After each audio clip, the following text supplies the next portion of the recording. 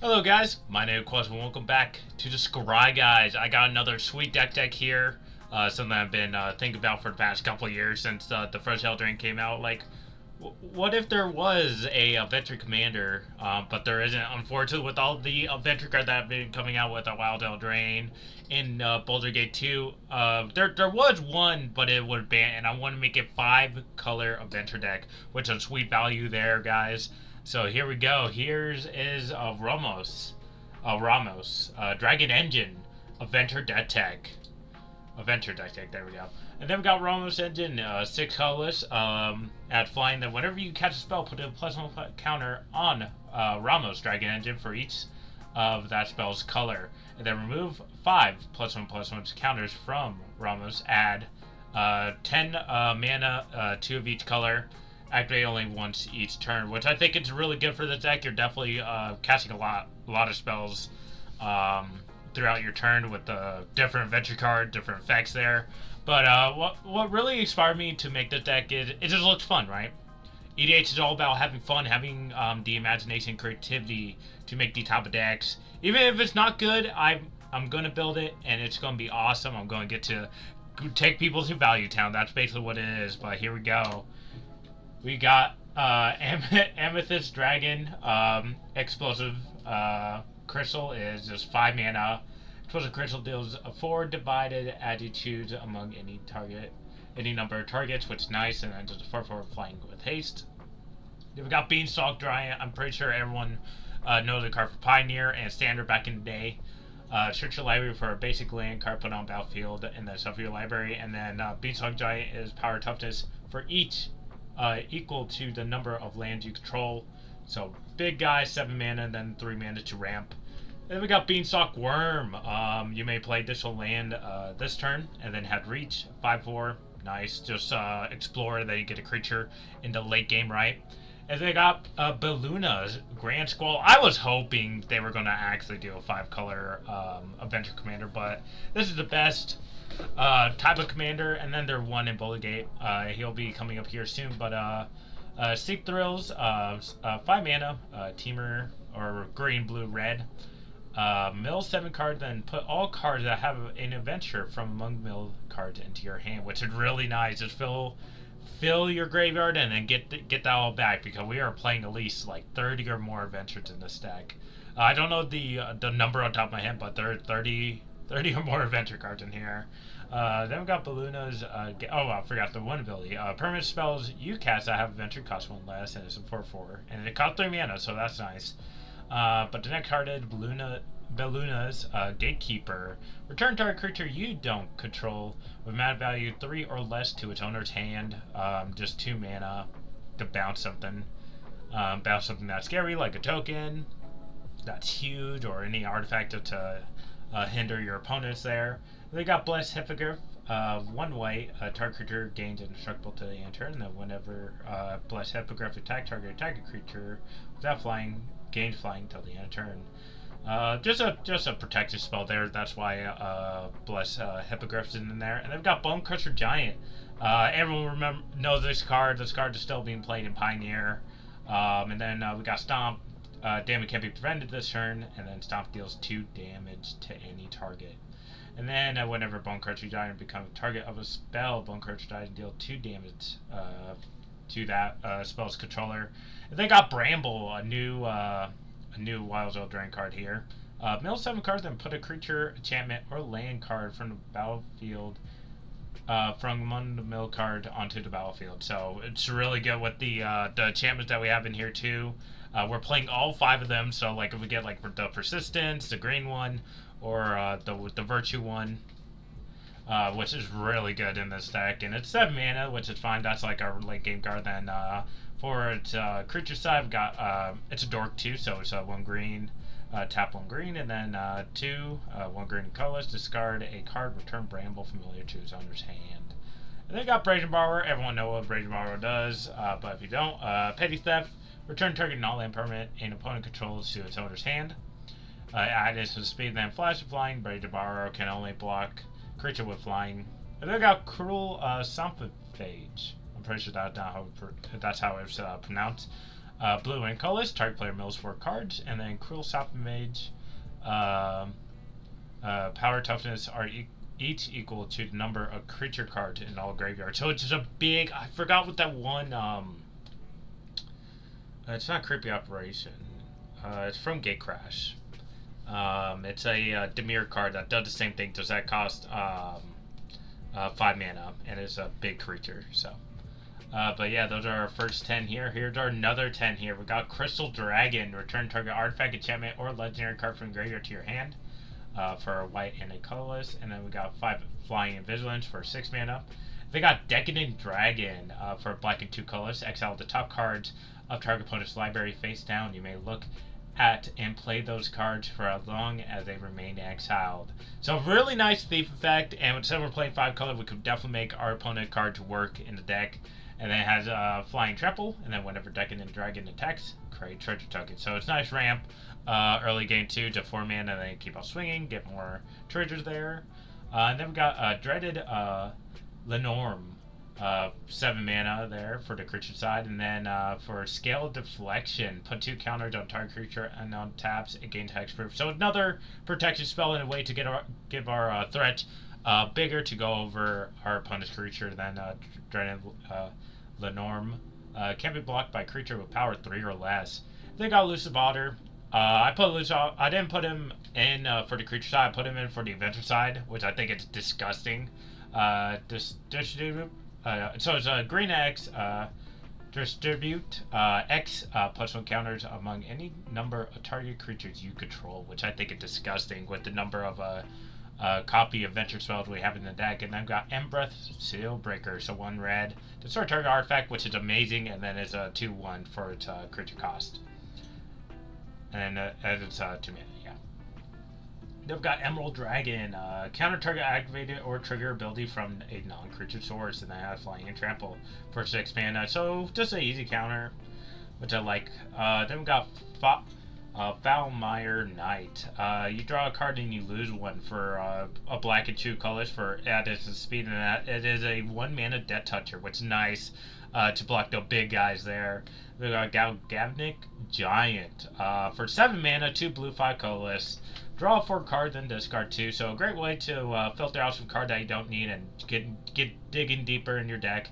And then whenever you cast a spell with mana value 5 or greater, tap target creature and opponent controls and put a stun counter on it, which is nice. It's a 4 mana whenever you cast something 5 or greater, which we'll probably do with the creature side of our creatures here, which is nice there. And then we got Giant Killer, 1 mana for creature side, and then 3 mana, 1 white, 2 color, destroy target creature with power 4 or greater.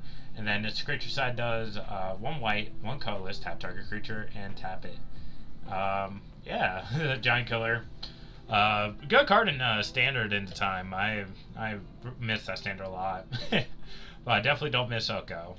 So, Elithid Harvester. I think that I even pronounce it, but the adventure side of this is tap X target creature. They don't untap during the next controller's next untap phase. And then a creature side, 5 mana, 1 blue, 4 colorless. When Elithid, oh my goodness, I said it wrong. Illithid Harvester entered the battlefield. Turn any number of target tap non-token creatures face down. They're 2/2 horror creatures. So we definitely want to abuse that ability. Like it's a good board wipe. Make all of my opponent creature 2/2 so they don't kill me. The next turn I tap them all, and the next turn I'm gonna play it. ETB, turn them all to 2/2s, and it's a good adventure card too.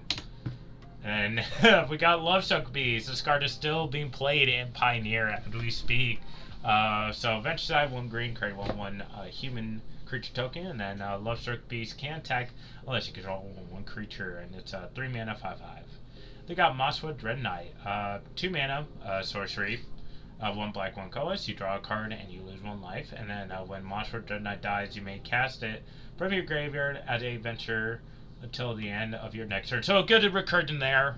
We could get more draws with him, and he's just a great creature, great adventure creature there. We got Murderous Rider, which is a good kill spell too. So destroy target creature or planeswalker you control Oh wait, no. Oh my goodness, I read that wrong. Destroy a target creature or planeswalker, you lose to life. I completely read that wrong. But yeah, that's what he does on the adventure side. 2 black, 1 colorless, and then on this creature side is 2 black, 1 colorless. Lifelink, when Murder Strider dies, put it onto the bottom of its owner's library. So naturally cards in there. We got Picnic, Ruiner. 1 grade, 3 colorless for adventure side. Distribute 3+1 counters among any number of target creatures you control. Whenever Picnic Ruiner attacks while you control a creature of power 4 or greater, Picnic Ruiner gains double strike until the end of turn. They got Questing Druid, 1 red, 1 colorless. Exile top 2 cards of your library. You till your next end step, you may play those cards. Just digging through your deck more, and then really good with all the different copy adventure cards we have in the deck. Then whenever you cast a spell that's white, blue, black, red, put a 1/1 counter on Questing Druid, which is really good in Commander, the amount of spell that people are casting here. Then we've got 1 Cloak Giant, just a nice board wipe, and a set adventure too. 2 white, 3 color, destroy all non-giant creatures. It's really good that we do play some giants, so we do get some value there. And then for its other sides, 2 so 7 mana, 2 white, 5 colorless, and have vigilance, and it's a 7/7. All right, then we got 10 cal. Oh wait, Twin Kelly Hunter, Twin Kelly Hunter. Retrieve prey, 1 green, 1 colorless. Exile target creature card from your graveyard till the end of turn. You may cast that card. So basically, exile 1 of our adventure cards or adventure creatures. We cast adventure side, and then we cast the creature side, get more value through that way. And then once each turn, you may pay 0 rather than pay the mana cost for a creature spell you cast from exile, which is insanely good. Vantress Transmuter. Tap target creature, create a curse, roll token attached to it. It's really good in EDH because they're not that much enchantment removal, and it's really hard to get rid of a token enchantment. And then that's for like a blue and 1 colorless, and then creature side just a generic 3/4. So basically, we're just going to cast a adventure side and leave them in exile unless we want to cast them that turn. Then we've got Woodland Acolyte. One of my favorite cards out of Wild Eldraine here. 1 green, put target permanent card from your graveyard on top of your library, and then when Woodland Acolyte enters the battlefield, draw a card. And it's a 2/2, so that's really good. And it's very cheap for a creature side, 1 white, 2 colorless here. And they got Young Blue Dragon. Basically a Praetor, not a Praetor. It's more like a opt. Yeah, it's an opt. So 1 blue, 1 colorless, grab 1 that draw a card. And then it's 5 mana, flying 3/3.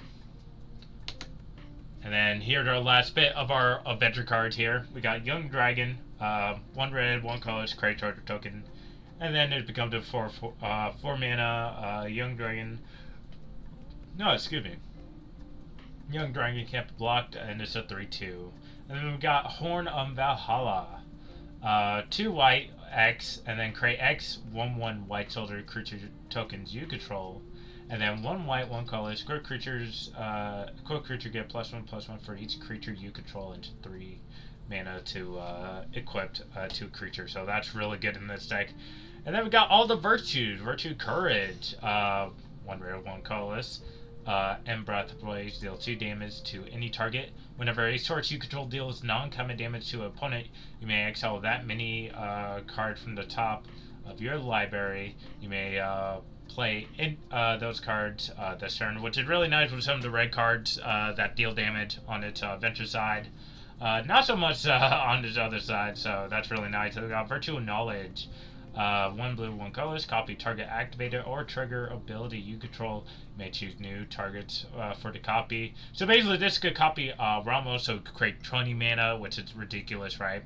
And then if a permanent entering the battlefield causes a trigger ability or a permanent you control to trigger the ability, triggers an additional time. So that's pretty good for all ATBs in the deck.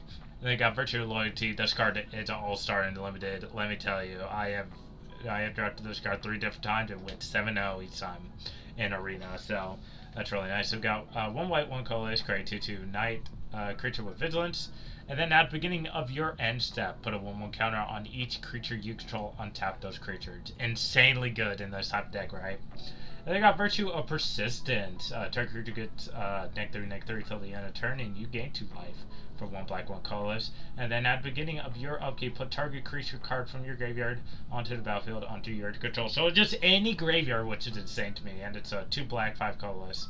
And they got Virtue of Strength. 1 green, return target creature or land card from your graveyard to your hand. And then it's enchantment side is 2 green, 5 colorless. If you tap a basic land for mana, it produces 3 times as much that mana instead. So that's pretty nice there. Alright. Here's some. Oh, I did not mean to add that, but that's okay. Just see another young dragon here. But let's look at the other creatures that are here. We got Chancellor of Tales. Whenever you catch an adventure spell, you may copy it. You may choose new targets for that copy. So it's just 2/3 4 mana copy, which is good. There's only 3 copies that I know of for adventures, so that's nice. So that's one of them. We got Edwell Walk Innkeeper. Whenever you cast a creature spell that has adventure on it, draw a card. So 1 mana draw engine there for us. And then we got Gorian Wide Mentor Vigilance. And then whenever you catch an adventure spell, you may copy it. You may choose new targets for the copy. So just like Chancellor of Tales, it's 3 mana and it's a 3 for Vigilance. So much better, but still want to have all those copies in deck just to get that value, you know. They got Lucky Clover. Whenever you catch an adventure instant or sorcery spell, copy it. You may choose new targets for that copy. So 2 mana is strictly better than creature, right? And we could definitely tutor it. We could tutor any of the copy ones, but yeah. And then we got Delightful Halfling, just a really good card for our legendary cards. There's a few in here that I want to make sure that can't be uncoverable, like our Commander, Lear, and a couple other things in here too. They got Dockside Sorceress, everyone know what Dockside does, and they got Fey Borrower Elder. Since we're playing 5 colors, he seemed perfect in the deck. He get +1 for each permanent, color permanent you control, so just be 5/5. And then for each color, among permanents you control, add 1 mana of that color. And they got Lear, Disciple of the Drowned. So this card is ridiculous for adventure cards, right? So each instant sorcery card in your graveyard has flashbacks. The flashback cost is equal to the card mana cost. So basically we cast the adventure side every single time just to get it back from the graveyard into the adventure zone, which is just an exile zone for the adventure card. Then we could cast them the next turn if a board wipe happened or something happened there. But let's look at the ramp packet for artifacts and our sorcerer's instance. Got Arcane Signet, Chromatic Lantern, Felwork Zone, Mana Crypt, and Cell Ring. Some pretty decent ones. I didn't want to go too heavy into the ramp here. I don't want to cut adventure cards here. But I could have. I could have cut a little bit more just to get a little more ramp, you know. But that's okay. We got a Lion Tutor. Search for any artifact or the enchantment that we need, the adventure ones or the adventure artifact or any of the ramp pieces that we need. Then we got Growth Spiral. Draw a card. You may put a land from your hand onto the battlefield. That's ramp. Once upon a time, like I would consider not putting it in here, but like, hey, it's an adventure deck. We need something to start up our game. Turn 0, right? Once upon a time, it's great for the deck. It could ramp us or it could find us an adventure creature. Then we got Worldly Tutor to tutor up any of the adventure creatures that we want. And then we got Demonic Tutor. Everyone know what that does. Then we got Skip 2 Wilds. 1 green, 1 red. 3 colors. Exile top 5 card of your library. You may put a card. You may play cards exiled this way until the end of turn. Your next turn. You may play additional land this turn. So it's a very nice ramp there, and then definitely puts you far ahead of your opponents. They've got Nature's Lore. Search for reports. Put on battlefield untapped. Restore, put target land from your graveyard onto the battlefield under your control. So we do play 10 fetches in here for a 5-color deck as standard. But if you can't play any type of fetches, you could definitely fix your mana base or just add more ramp pieces. You could take out some adventure cards, play more basics if you're on the budget side. So this is like somewhat like the optimized version. It's still like casual, right? It's like high casual. But you could definitely bump this down because all the adventure cards are cheap, right? And then we got Sylvan Tutor. search your library for a creature and put it on top of your library and then shuffle. And it's at sorcery speed. I had both Sylvan and Whirly Tutor in here. They got 3 visits, basically same thing in Nature's Lore. Mirage Way, creature you control get +1/+1, and then whenever you tap a land for mana, add 1 mana of any type of that land produces. So just 2 green if you have forest or something like that. Then we got Risted Study. Just put in there. I barely play blue, and I want to get some value if I'm like keeping a slow hand. If I have Risted Study, like this could get me ahead. Then we got Smothering Tithe, just to make more mana. Hopefully your opponent draws a lot of cards that turn where he or she doesn't play. Then we got Utopia Spiral, chant Forest, choose a color, and then tap for additional of the chosen color. And then we got the mana base, so we are playing all 10 fetches: Air Mesa, Bloodstained Mire, Fledged Strand, Marsh Flash, Misty Rainforest, Blue Delta, Scalding Charm for the Catacombs, Winter Heath, and Wooded Foothills. And we are playing 5 of the Triumphs. We're not playing the New Series Competitor one, we're playing these ones here: Idota Triumph, Ketro Triumph, Rogrin Triumph, Savi Triumph, and Zagoth Triumph. All really good cards. We'll definitely just hit 5 colors immediately. A very important deck that we always hit 5 colors there. And then our last bit here are the 10 Shocks, and then City of Breast, Mana Confluence, and the World Tree. And then we are playing some bases. Well, we're playing 3 planes, which we're playing quite a bit. 3 planes, 3 forests, and 1 of everything else. This is one of my pet projects I've been working on for about a month, trying to figure out, like, alright, what's better? Because I wish a Gorian would 5 color, because I would have made him the commander, like just a copy adventure spell on a stick, which would have been nice in the command zone. I could get him out during situations, but that's okay. I think the deck went really well in the making, but yeah, that is it, guys. I don't know if there are any other any other card that I could add to this list. If you guys could think of any, definitely leave it in the comment below. I've been like really stumping, like trying to find cards. Like, all right, what are other like busted Avenger card or anything that abuses Avenger cards in here? But yeah, I think that's it. I am gonna get out here and work on a Doctor Who commander. Ooh, I'm doing something devious for next week's deck tech. But yeah, hopefully I get out a Vintage Cube draft. I just been slammed with life, you know. Everyone got stuff that they're got going on, but hopefully I get one on sooner so you guys can see what I draft there. But yeah, all right, I'm gonna get out of here. My name is Quest, and thank you for watching. Subscribe, guys. See ya.